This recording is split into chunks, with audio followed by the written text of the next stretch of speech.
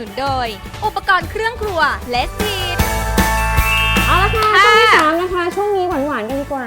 สังขยามะพร้าวอ่อนฟักทองของเรานี่นะคะลูกเล็กน่ารักพิเศษนี่นะคะมาจากไหนโครงการหลวงค่ะโครงการหลวงแน่นอนจะมีอะไรดีๆเสมอนะให้ทุกท่านนะคะ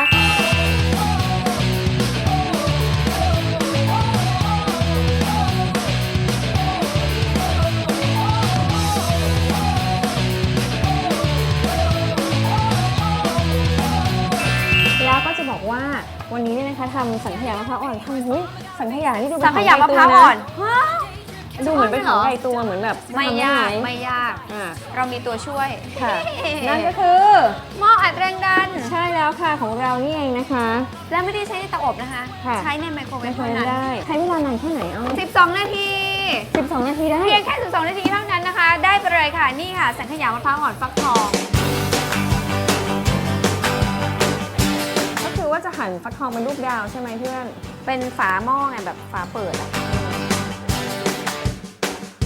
เอาละค่ะระหว่างที่อ้อมเขาเป็นหญิงไทยแกะสลักนี่นะคะเจี๊ยบก็มีอะไรดีๆมาบอกจริงๆวันฮาโลวีนเห็นไหมที่มีฟักทองรสฟักทองรสม้าใหญ่ๆอย่างนั้นน่ะมันทำไม่ได้นะเพราะมันเป็นเนื้ออีกแบบหนึ่งเนื้อมันจะไม่มันและเข้มข้นและหอมหวานแบบใช่ฟักทองแบบนี้อันนั้นเป็นฟักทองฮาโลวีนหลังจากนั้นนะคะวิธีก็คือว่าเราก็ไปหาน้ำกะทิมานะคะเทลงไปน้ำตาลปี๊บน้ำตาลปี๊บนะคะอันนี้เป็นแป้งนี่ใส่ไข่ด้วย2 ใบค่ะในระหว่างนี้นะคะเราก็มีมะพร้าวนะคะที่เป็นมะพร้าวน้ำหอมแล้วก็เนื้อแบบดีๆนี่ค่ะเราก็ขูดออกมาไว้ก่อนนะคะหลังจากนั้นเนี่ยอ้อมจะนำมะพร้าวนี่นะคะมาใส่ไว้ในนี้ก่อน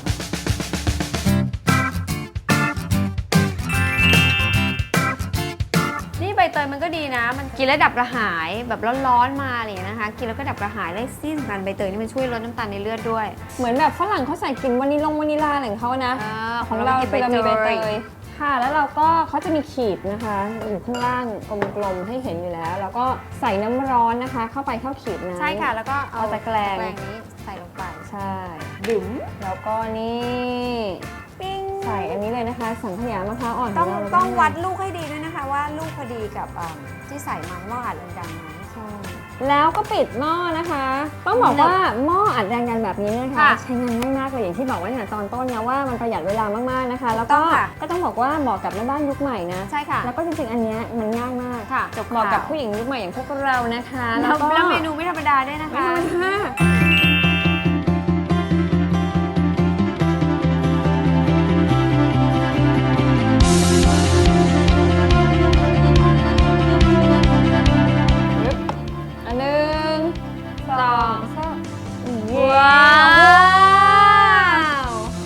ใส่นี้ได้จัดจานเลยค่ะนี่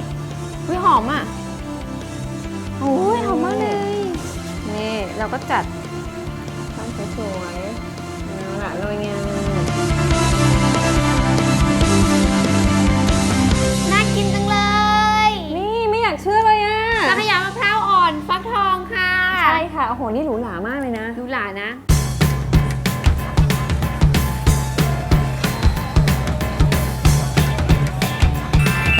คุณผู้ชมนะคะที่อยากได้เมนูเจ๋งๆแบบนี้แล้วก็จดไม่ทันนะคะก็เข้าไปได้ใน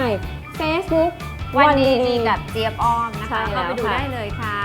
รับรองจะมีเมนูมากมายนะคะไม่ได้มีแค่เมนูนี้เท่านั้นค่ะวันนี้เวลาหมดแล้วนะคะเดี๋ยวเราขอไปชิมอันนี้ก่อนนะคะสังขยาฟักทองนะคะใช่มะพร้าวด้วยค่ะไปก่อนนะคะสวัสดีค่ะ